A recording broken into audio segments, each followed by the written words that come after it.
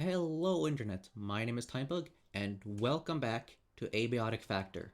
Today I want to show you something really cool I've discovered while playing the game. I've been playing a lot of this game quite recently, and while experimenting with modding tools and such, I discovered a way to increase the size of objects in the game, specifically the things that you can place. So, this model train over here, and this composer figurine usually are about the size of this item stand, which is very small. But somehow they're absolutely giant here. So how did I do that? Well, I used a tool called Unreal Engine 5 Unlocker. Basically, how this tool works is it injects code into, I believe, a DLL file of the Unreal Engine game that you're playing. This should work for most Unreal Engine 5 games, though I'm unsure. So the interesting thing with this tool is that some of the cheats here are universal, so they work in pretty much every Unreal Engine 5 game. So for example, here I have one that can change the player size, so I can scroll up, well not scroll, but drag it around to change size of my player, which you can see on the screen how I'm rising up or shrinking. So if I set to 0, then I'm absolutely tiny. I'm a midget. In fact, I am so small that I can drown in this fountain. Yeah, you can swim in the fountain here in the center, which you usually can't do because you're too tall for that. Now that's not all you can do with this tool. You can also, of course, increase your size, which isn't very useful at all, especially when you're dealing with this freak show. Go away, I'm trying to record a video here, ugly. Yeah, that's right, go. So, being big, not very helpful because you can't really fit through doors or, well, anything.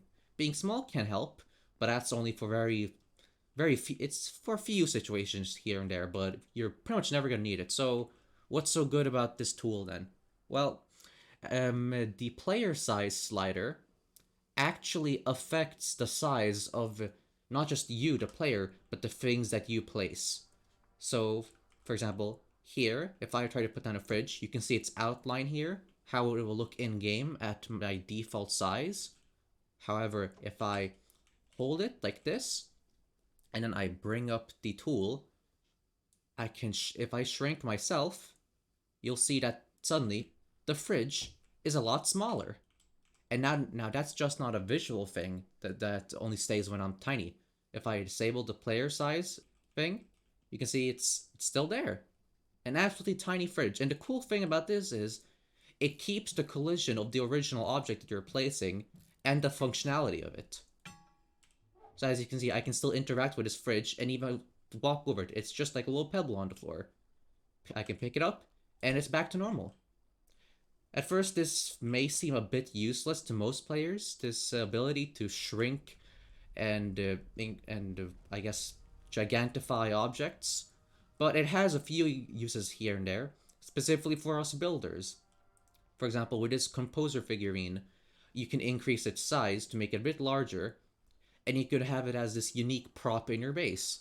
Same goes for the train replica. And one of the coolest things about this is it works on things that emit light, like the Dead Linger arcade machine right here. It has its original collision, you can still turn it on and off, and you can also do it the same with TVs, except TVs, for some reason, don't have collision. Even at their default size, they have no collision, so I can just show you here. You can stand inside of it, which can be used for some building techniques, but it's kind of useless unless you want to put a light source inside that is hidden. But as you can see in front of me, they're just big black square. That's actually the TV channel. It's visible on both sides of the TV. The front, which is the outside, and then of course the back, which is the inside. And it's actually oriented correctly. It's not flipped like you would expect, which is it's quite an odd detail why it would be on the inside too. So overall, this is a really cool building technique, and I want to show you some more objects that you can increase or decrease the size of. So if I go to the player size, I make myself really big. Like I'm a giant, I'm bigger than this little robot fella. He can't beat me now. And then I can put down the fridge, or attempt to, but oh, it's too big, doesn't fit. How about this big hazard sign with a light? Yeah, that works.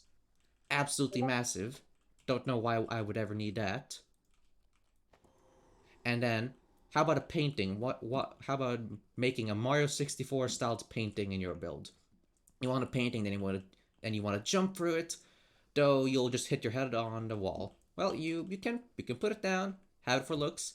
It looks cool, and it still works like a painting, which is you just look at it, which is nice, and it also keeps the collision. And then one of the interesting things about this is it also works for things you can interact with, like couches. Anything you can sit on can be shrunk or inflated with this tool. So if I lower my size back down, I can use a screwdriver to build this modern armchair, and voila, it has its collision, and it's big even though I'm smaller. Now this has a lot of potential for custom campaigns, like custom maps. Like if you've ever played Minecraft, you probably remember there being lots of adventure maps back in the day. You could do the same with this tool. You could make your own save file and then create your own little adventure with all these props. But that's not what we're here to do. I want to show you another cool thing that we can do with this. And that is with the platform cart.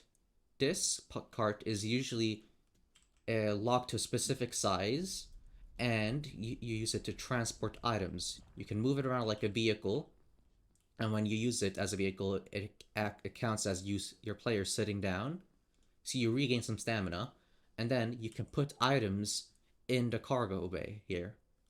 But if we use the tool that I showed you earlier, then we can do something really cool. I don't know if this will ever be useful, but I can make myself big. I can attempt to put it down, but oh, looks like it's too big. What do we do then? Well, let's shrink back down. Because this is where it gets really interesting. Oh, I accidentally moved my window there. Okay. So if I put this down, if I can just find a spot, hold on. Bit of technical difficulties here. There, so if I put it down here, then you can see it's normal size. If I get into it, everything is still normal. But if I use a tool like the Unreal Engine Unlocker, then if I alt tab like that, open up the window, and then I increase my player size, it'll actually increase the size of both me, the player, and the cart. So now the cart is absolutely massive, and it keeps its original cart collision so it can collide with everything, which is absolutely insane. I don't know why we would ever need something like this, but it's really cool. Like, look at this. This cart is bigger than the robot. I'm just riding it, and the robot doesn't even see me. It's pretty neat. Though I am a... Oh! What the heck? Oh, it seems I cannot exit the cart. Let's see if I can maybe shrink it back down.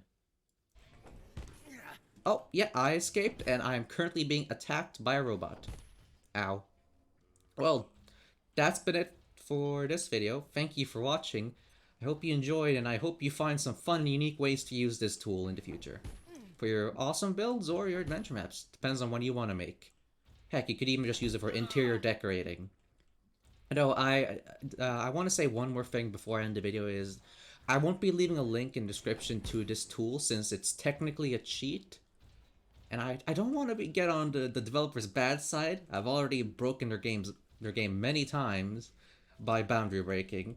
So yeah, I won't be leaving it in the description for you. You'll have to find it yourself, sadly. So yeah, that's been it for this video. If you enjoyed, then please leave a like, subscribe, and I'll see you next time.